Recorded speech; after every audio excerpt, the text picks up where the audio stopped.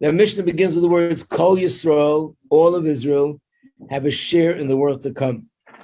It's based on a pasuk where it says, Amech kulum tzadikim, your nation are all tzadikim, la'olam yirshu eretz, they shall inherit the land forever. Neitzer matoi, they're a branch of my plantings.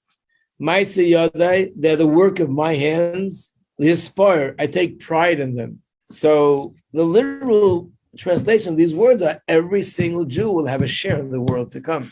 The reason why this is questionable, and is there also a reason given, being that every Jew is created by Hashem, and is Hashem's, everything was created by Hashem, but this is somewhere Hashem says, this is specifically my work, my planting, I've invested myself in this, in the Shama.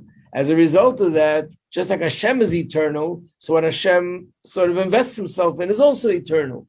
But how could you reconcile this with the Mishnah, and also is brought down in Rambam and Halacha, where he gives a list of people that if you do A, B, C, D, E, F, G, a whole long list of things, you lose your share in the world to come.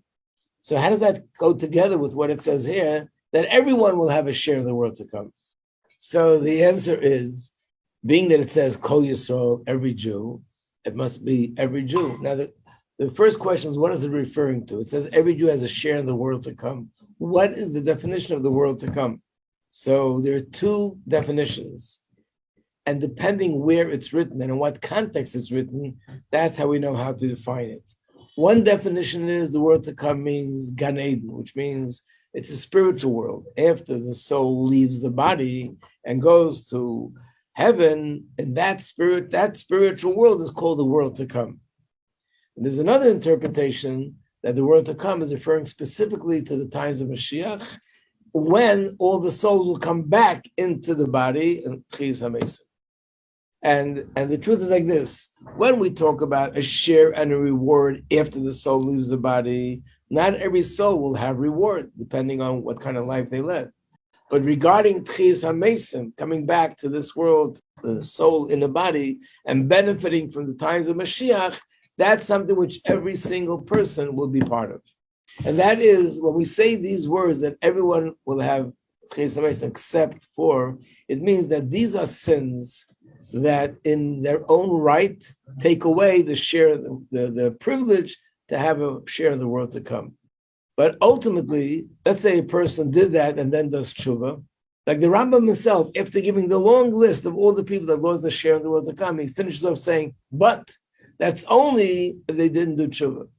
If they did tshuva, even if they lived a full life of 120 years without tshuva, and the last moment they did tshuva, then everything is canceled and they have a share in the world to come. So that's number one. Number two, even if a person didn't do tshuva, the soul goes through a certain process after it leaves this world, and that process refines it, and as a result of that, it then is enabled to also have a share in the world to come. And not only that, but it says that when people do things in this world for elevation of the soul in that world, even if they were lacking and missing something, what we do in this world has a tremendous effect on the soul in that world to make up for whatever it is that they lost out on. So therefore, ultimately, everyone will have a share in the world to come. The only question is, how are you going to get there? So I guess those who are tzaddikim, they'll get there in a very smooth way. Those who are not, either they'll have to do tshuva, or someone will give tzedakah for them, or learn Torah for them, or do mitzvahs in their merit. And what about people that don't have anybody in their family that will do it for them? So it says there could be even someone out of the family, and sometimes tzaddikim will do it for them, which means ultimately Hashem will see to it that no Jew will be left out of the process of Techiyas HaMeisim. Everybody will be there. And that's what these words mean. Being that Hashem is eternal, and he invested this eternal aspect of himself in every Jew, like it says in Tanya, Hashem blew into us a breath of life. And remember from Tanya, what does blowing mean? When you blow, it comes from your inner depth. Everything in the world was created through speech. And speech is something which is external. But blowing is something which you take more energy out of yourself. It's a metaphor saying that Hashem invested his inner self in the soul. And as a result of that, just like Hashem is eternal, every person is eternal.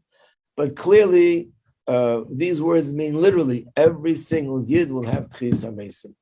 Let's remember, Hashem is the epitome of kindness. Hashem is the epitome of compassion.